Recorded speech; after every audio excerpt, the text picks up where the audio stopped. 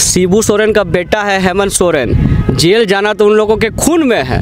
जो संघर्ष करेगा वही ना जेल जाएगा आकाश जी। अरे बाबूलाल मरांडी जी, आप अमर कुमार बावरी जैसे लोगों से बच कर रहिए, कहीं ऐसा ना हो कि बीजेपी से लात मार के आपको भगा दे और खुद बीजेपी में काबिज हो जाए। अब बाबूलाल जी जैसे लोग जो दल बदल जाते हैं वो क्या जानेंगे है?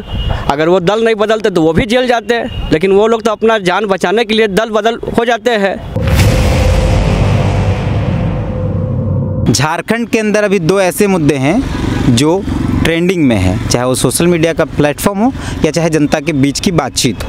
पहला मुद्दा है कि झारखंड के पूर्व मुख्यमंत्री हेमंत सोरेन की गिरफ्तारी हुई, सरकार जो थी वो गिर गई। मुख्यमंत्री हेमंत सोरेन जो उस वक्त थे उन्होंने इस्तीफा दिया और नई सरकार में मुख्यमंत्री बने चंपई सोरेन, और चंपई सोरेन मुख्यमंत्री बनते हैं, ये चर्चा है। दूसरा ये है कि आज तक के पत्रकार सुधीर चौधरी पर झारखंड के कुछ आदिवासी युवाओं ने एफआईआर कराया। एफआईआर कराने का कारण यह है कि एक खबर पढ़ने के दौरान सुधीर चौधरी ने एक बात कही कि झारखंड के मुख्यमंत्री की आदत तो थी लग्जरियस लाइफ जीने की।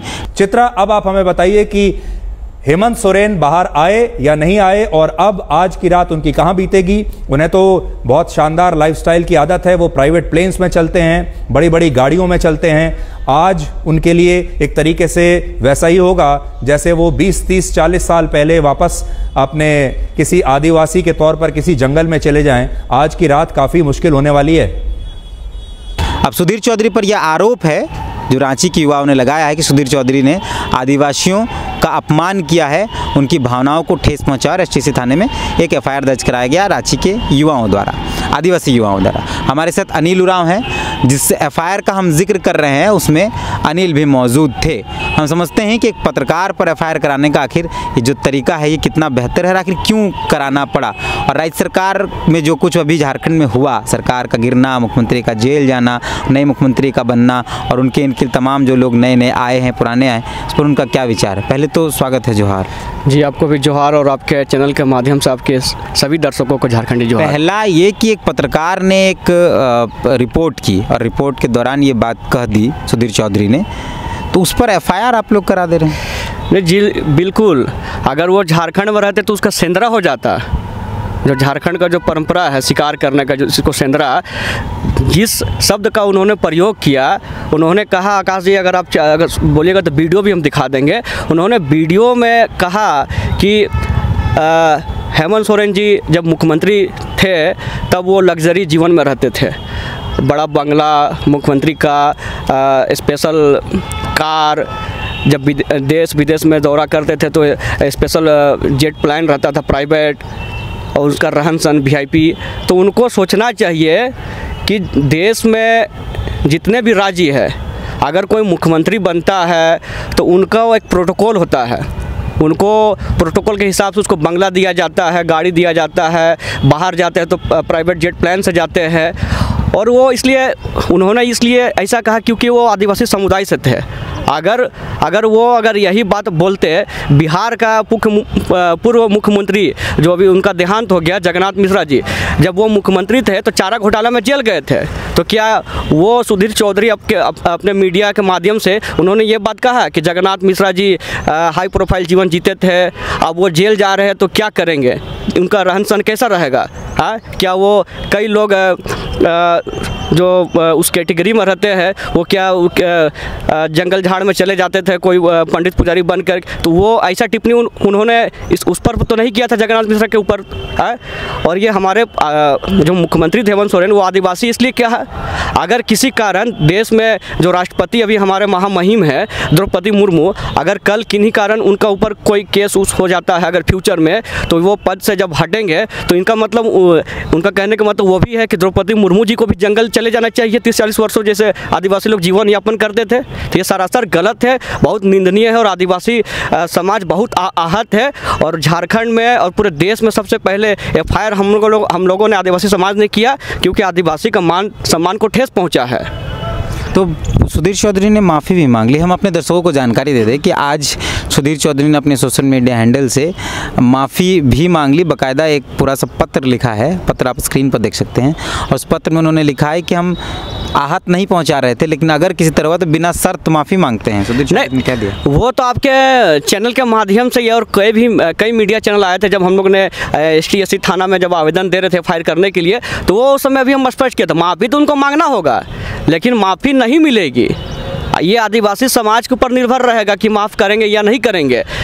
और कल तक बता रहे हैं आकाश जी, कल तक जब पूरे देश में जब ये फायर का सिलसिला चालू हुआ, हमने कहा भी था कि ट्विटर में ट्रेंड चलेगा, और देखिएगा कल ट्विटर में सोशल मीडिया के ट्रेंड में टॉप में था। और कई न्यूज़ मीडिया चैनल के एंकर ने उनके ऊपर टिप्पणी करना चालू किया कि आदिवासी समाज एक सभ्य समाज है, भारत का मूल निवासी है, उनके ऊपर आदिवासी के ऊपर इस तरह का शब्द अपमानजनक है। तो वो रिप्लाई में ये कहते थे कि हमने कोई गलती नहीं किया, हमने वो सब सही कहा है, और ये निडर पत्रकार का छवि धूमिल करने के लिए हम माफ़ी नहीं मांगेंगे, जय जय श्री राम कहते थे, उनका ट्विटर में है। और लेकिन आज देखिए जब पूरे देश में कल तक था, आज उनका माफ़ीनामा ये होता है, माफ़ी मांगते हैं कि हम किसी भी आदिवासी को ठेस नहीं पहुंचाना चाहते थे, गलती हो गया, और जय जोहार कर रहे हैं। बताइए, कल तक जय श्री राम था, जय जोहार। अब जब जय जोहार कर रहे हैं, कल श्री राम का नाम ले रहे थे, भगवान श्री राम का, आज जय जोहार का नाम ले रहे हैं, माफ़ी, लेकिन माफ़ी नहीं मिलेगा। जो सेक्शन लगा है रांची में ST थाना में, वो कम से कम मिनिमम 6 महीना का सज़ा और मैक्सिमम 5 साल का, लेकिन हम लोग पीछे हटने वाले नहीं है। माफ़ी मांगने से ये नहीं चलेगा कि आदिवासी समाज केस वापस लेगा, केस तो मतलब कभी वापस नहीं होगा।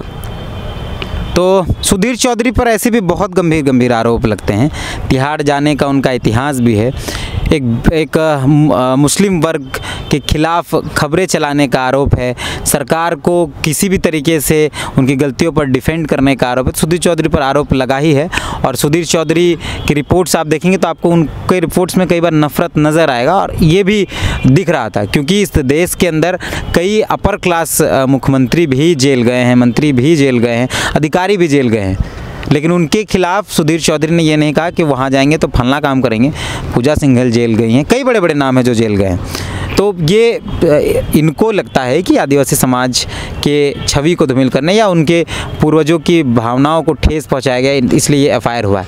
ये सब तो ठीक है। दूसरा, सरकार बदल गई, मुख्यमंत्री हेमंत सोरेन जेल गए, उस पर नई सरकार आई है, चंपई सोरेन आए हैं, इस पर आप क्या अपनी प्रतिक्रिया देते हैं? जी, पहले सर्वप्रथम आदरणीय श्री चंपई सोरेन जी को राज्य के मुख्यमंत्री पद की शपथ लेने पर उनको हार्दिक शुभकामनाएं, जोहार है। शिबू सोरेन का बेटा है हेमंत सोरेन, जेल जाना तो उन लोगों के खून में है, जो संघर्ष करेगा वही ना जेल जाएगा आकाश जी।